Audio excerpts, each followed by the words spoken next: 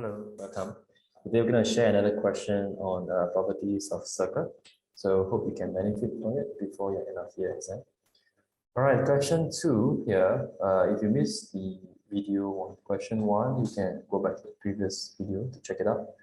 Okay, so otherwise for question 2 here, what we have is a circle and they have a tangent that extends to outside the circle and they give us an angle RTU being 34 degree. And they also say that PQ is QP is equals to QR. So they already marked for us the identical strokes here, right? All right, A part 1, to get to POR, you probably want to work around these areas. Now, the first one you want to know is whenever there is a tangent, right, that extends from the point that connects to the radius, basically. When you have a radius connected to the tangent, there is a property there, and immediately you will be able to find out that OPU is also 90 degree, same as the other one below here. There is another tangent, right? It's connected to the radius. These two must be perpendicular to each other. These two lines must be perpendicular, and therefore OPU and angle ORT both are 90 degree, and the reason for that is basically radius being perpendicular to tangent. Okay, you can write in short form, but some schools says that you have to write the full thing, then full spelling, then you have to follow. Okay. Okay, question. Wait, not done yet. So this is only finding the 90 degree, and the next thing you probably can find is the angle RPT. This angle here. All right, so another thing they got to know is that PTR is another isosceles triangle. How do you know that? Because you have two tangents that connects to a common point outside, right? And there is a property that you must memorize, and that is called tangents from external point. Okay, so you can surely say RPT is isosceles.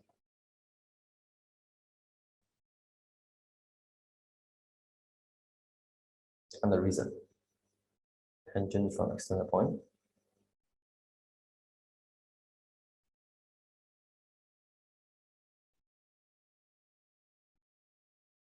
All right, and then we can then work out some of the angles here because of the base angles being the same, right? That means angle P and angle R, they are identical. So let's find what each of them.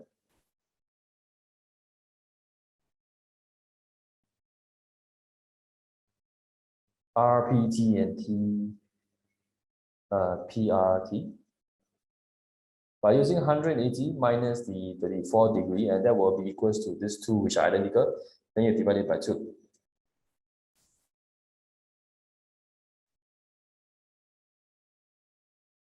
All right, you get 73 degree, and the reason for this is sum of angle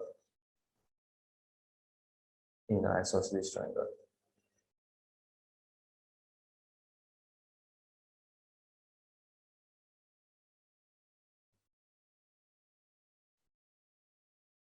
Okay, now with that, then you can find the angle that's related to POR, which is this angle here, right? These two here.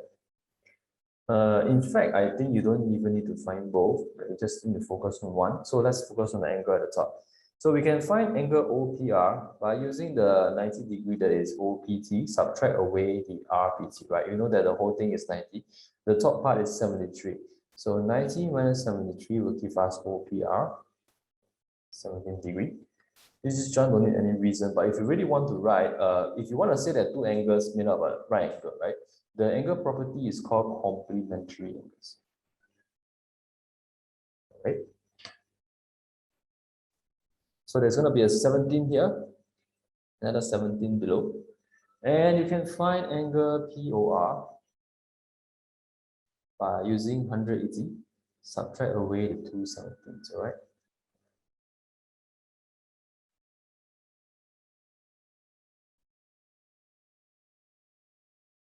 So again, the reason for this, you can say sum of angles in the isosceles triangle.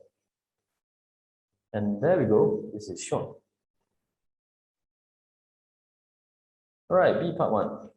Calculate the angle PSR.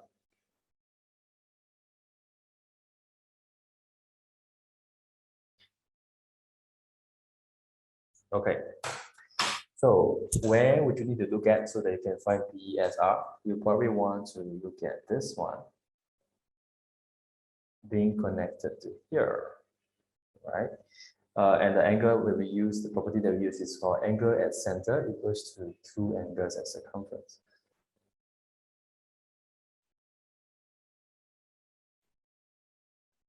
Which means that the angle in the circumference is half of the angle in the center. So we divide it by 2.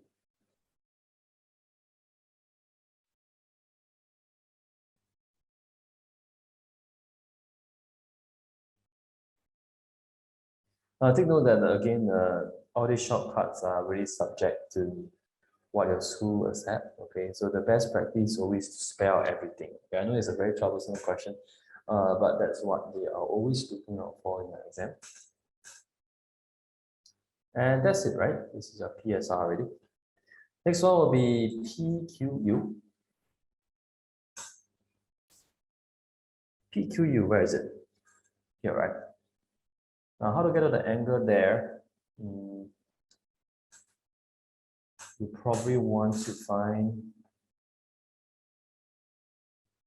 this angle here, right? And how do you find this angle? You can look at the four-sided figure, the cyclic quad. That's the name of it. Right. This four-sided figure I'm talking about, in which all 4 points touch the circumference of the circle. So that means that you can make use of an angle property called angles in opposite segment, right? Which means that the answer just now, again, you see, if you have seen the previous video, you can see that a lot of times, right, even though this kind of question has many parts, usually it is related to the answer that you have found out just now. So the previous step answer, you have found out angle S, and you can see that this angle S is the one that can help you link to P part 2. Because of angles in the opposite segment, these two angles directly opposite, the furthest away, right, is going to add up to 180. Make sure that it's opposite, yeah, you cannot form an adjacent side. That means if you get confused and think that maybe this and this will form 180, that cannot be possible because these two angles are basically part of one line, right? Those opposite angles must not share the same line. That's the idea. So for angle PQR, let's find that first. It will be 180 minus 73. 107, right? This is again angles in opposite segment.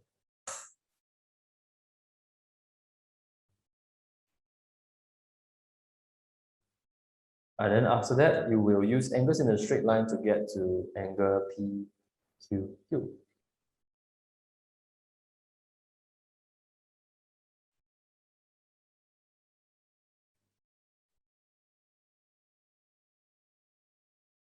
This time around, the same 180 has a different meaning. You're using adjacent angles on a straight line, isn't it?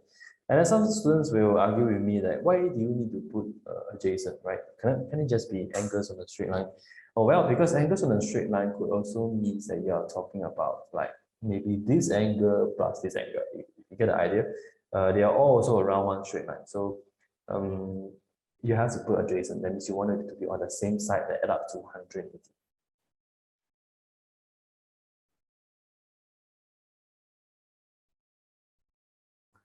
All right, so part A and part B are done. Next, let's go to part C.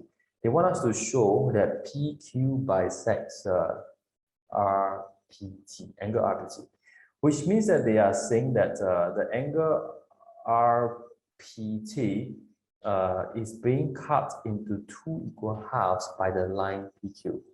Okay, so the important angle that you need to find is basically RP, something around RPU. Maybe you want to be able to find this angle and also that angle. If they are the same, then your PQ must be an angle bisector, right? So let's put down some of the numbers that we have already found out from earlier. We know that this part is 17. There is a 146 here. And angle PQR is 107. This is 73. Quite a lot of numbers found already, but we don't have the numbers here. So let's find this one.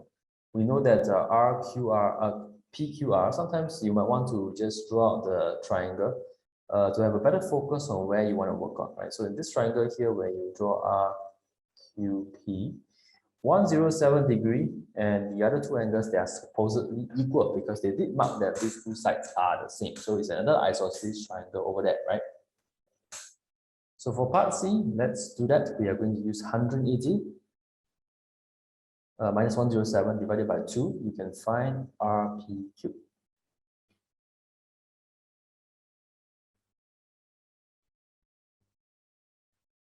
Remember to set the angle property, okay? This one is another isosceles triangle that you can label.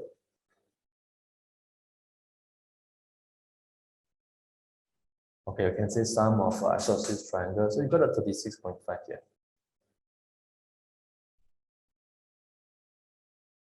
All right, the next thing you want to get to is to see if angle P, which means angle QPU, is going to be the same, right? If it's another 36.5, that means yes, it's going to be bisector. So how are you going to get that? Is by using any angle. You can use RPT here. You remember just now RPT we have found it was 73. 73 is made of these two parts. So if I use 73 to minus the bottom angle, I want to check to see if the answer is really the same. That is the idea we want to get to, right? And yes, it is. So 73 minus 36.5 is another 36.5 in your answer. So you say since these two angles are the same,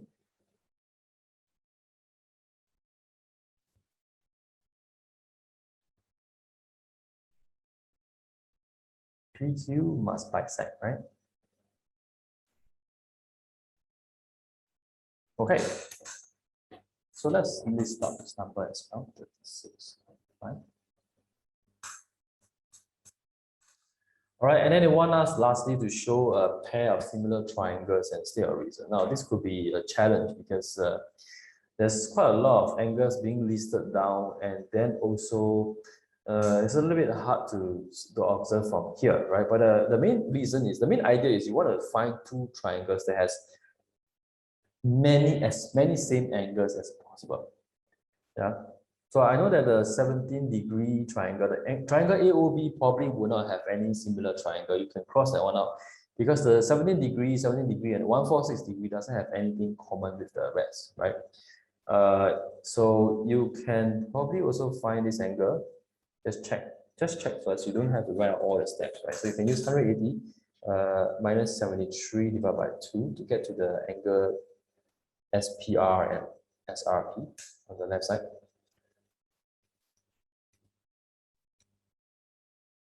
That's 53.5. So same thing here for the triangle on the left, SPR or SRP. They don't have any other, the numbers for the angles doesn't have any similar numbers as the other part. So we're going to ignore these two triangles. Okay, close out these two triangles. Again, I put an X over there because I want to say that these two triangles can, most likely, there is no similar triangle involved because they don't have any numbers that is linked to on the left side here. Now on the right side, I mean, so on the right side here, you notice that there is one angle here, 36.5, that is the same as this 36.5, isn't it? Okay, however, the other one is 36.5, but this other angle here, I don't think is 36.5.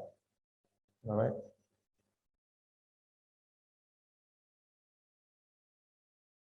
Oh, I think I saw it. Do you see it?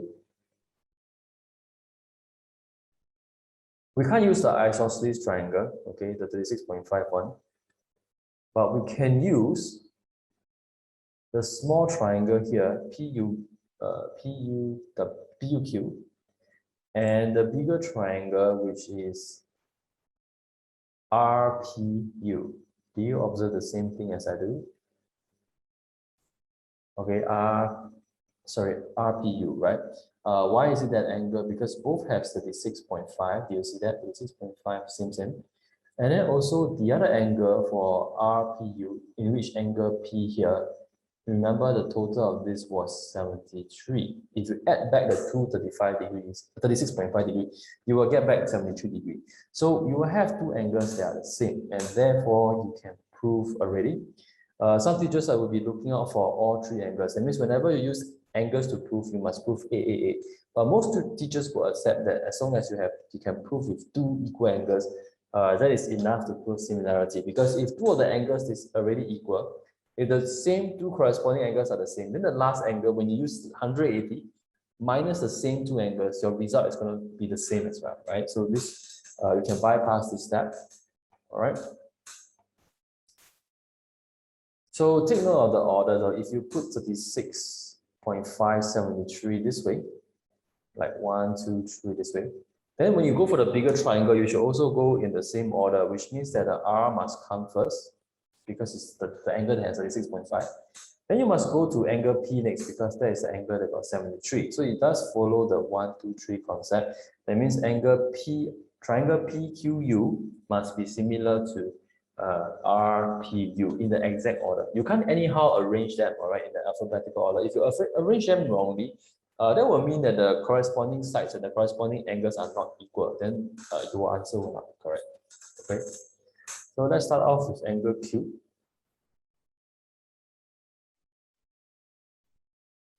Which is equals to angle RPT. Okay, this one don't need any reason. You have already found out all the angles just now, so you don't have to prove it again with the angle properties.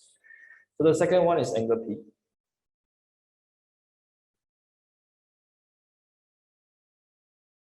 So I go in order of 2, 1, 3, which means the side is 73 degrees, and then I go down. So this will be angle P first, because this is the one with 73 degrees. And then go to R, and then lastly U. So this is the number that will be 36.5. All right, and we have two angles that are the same already. So immediately we can say that therefore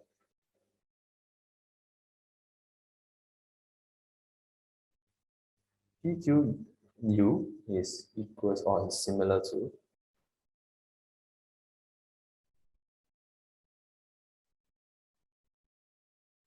R PU. I just noticed that I labeled this angle wrongly. It's not RPT over here, right? It should be RPU. I mean, it's the same angle, but I want to use the angles that relates to the similar triangle. I don't want to create T, which might cause confusion. It has to always involve the same three angles. Yeah? And then we put a bracket to say that what kind of similarity test to be used. In this case, we only have angles, so we call it an AA similarity test.